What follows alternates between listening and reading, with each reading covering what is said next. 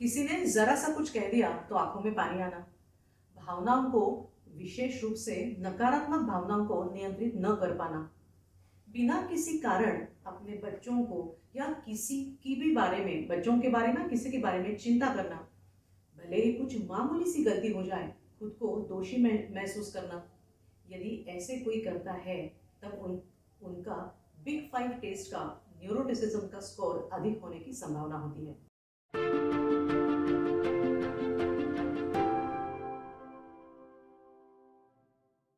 नमस्कार। Psychology Sundays Hindi में मैं डॉक्टर अनुराधा हरकरे। मैं काउंसलर और साइकोलॉजिस्ट हूँ और आज हम बात करेंगे बिग फाइव मतलब 5 फैक्टर मॉडल के न्यूरोटिसिज्म इस डोमेन की। न्यूरोटिसिज्म मतलब भावनात्मक असंतुलन। इस कॉन्सेप्ट को 1950s के दशक में जर्मन मनोवैज्ञानिक हेंस आइजैक ने ज़्यादा लोकप्रिय बनाया। बिग फाइव टेस्ट के ओपननेस, कॉन्शियसनेस, एक्सट्रोवर्टेडनेस और एग्रीएबलनेस, ये 4 डोमेन्स के बारे में जो सकारात्मक माने जाते हैं उनके बारे में हमने पहले जाना है और इनके ऑप्टिमली हाई स्कोर होना ये व्यक्तिगत या व्यावसायिक रूप में उनकी उन्नति के लिए अच्छा माना जाता है। पर न्यूरोटिसिज्म, ये जो 5वां डोमेन है, वो नकारात्मक माना जाता है। ये एक ऐसा स्वभाव विशेष है जिसके कारण व्यक्ति अपना जीवन या उसके आसपास की दुनिया उसको परेशान करने वाली, खतरनाक और असुरक्षित लगती है। जो भी अनुभव उसे आता है उसे ज्यादा पसंद नहीं आता। न्यूरोटिसिज्म स्कोर अधिक पाने वाले लोग भावनात्मक रूप से अस्थिर, चिंतित और तनावग्रस्त होते हैं।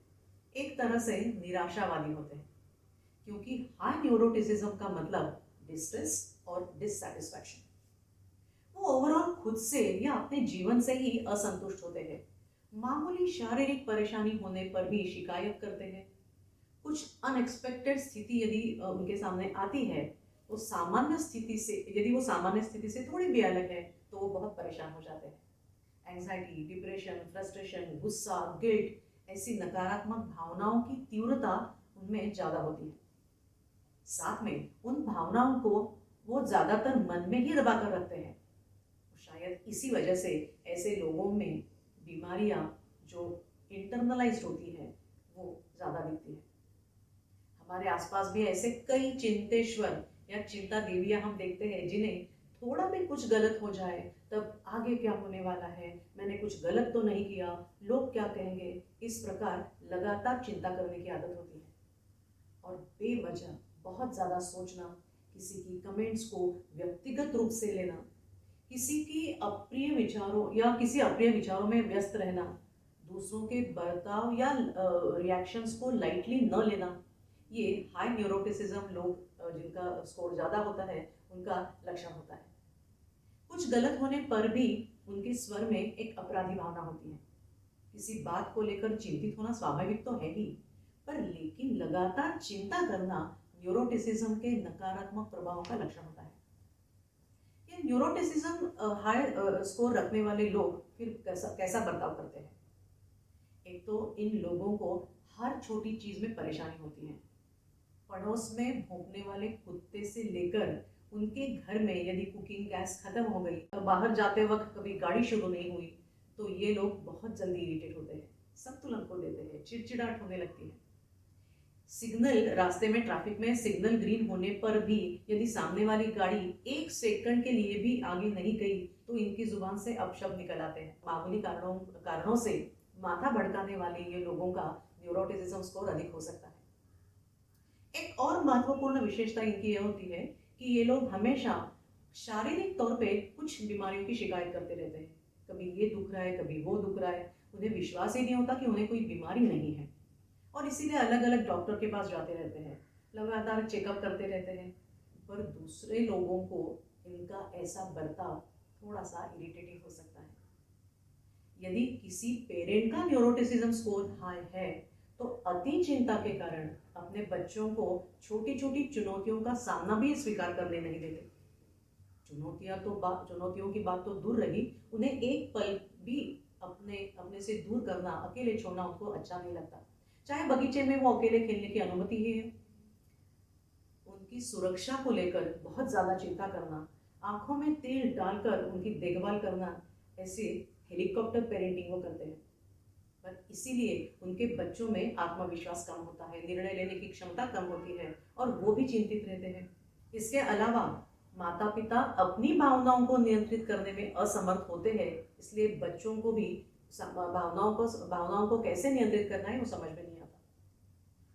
जिन माता पिताओं को ऐसे लगता है कि अपना न्यूरोटिज्म स्कोर अधिक हो सकता है, तो उन्होंने अपने बच्चों के साथ कैसा व्यवहार करना चाहिए इस मामले में विशेष ध्यान देने की जरूरत है, क्योंकि बच्चों की व्यक्तित्व पर माता पिता का प्रभाव बहुत होता है।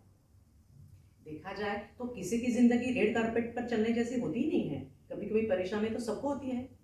एडवर्स सिचुएशंस आना ये तो आम बात है। कई बार अपने मर्जी के खिलाफ चलना पड़ता है, एडजस्ट करना पड़ता है, लेकिन छोटी छोटी बात पर नकारात्मक भावनाओं में फंस जाना, उसी बातों को दोहराते बैठना इनकी आदत होती है। ऐसे जब ऑफिस में कुछ बॉस कह दे या कभी माँ गुस्सा कर दे तो इन्हें इतना बुरा लगता है कि इनकी आंखों से आंसू भी निकल आते हैं। कभी कुछ गलत हो जाए या जल्दबाजी में कुछ गलत डिसीजन भी ले लिया जाए तो इन्हें बहुत गिल्ट रहती है। और ऐसे नहीं कि ये डिसीजंस बहुत बड़े हो जिसका गहरा असर होने वाला है, पर रोज की छोटी छोटी बातों पर भी ऐसा कर सकते हैं।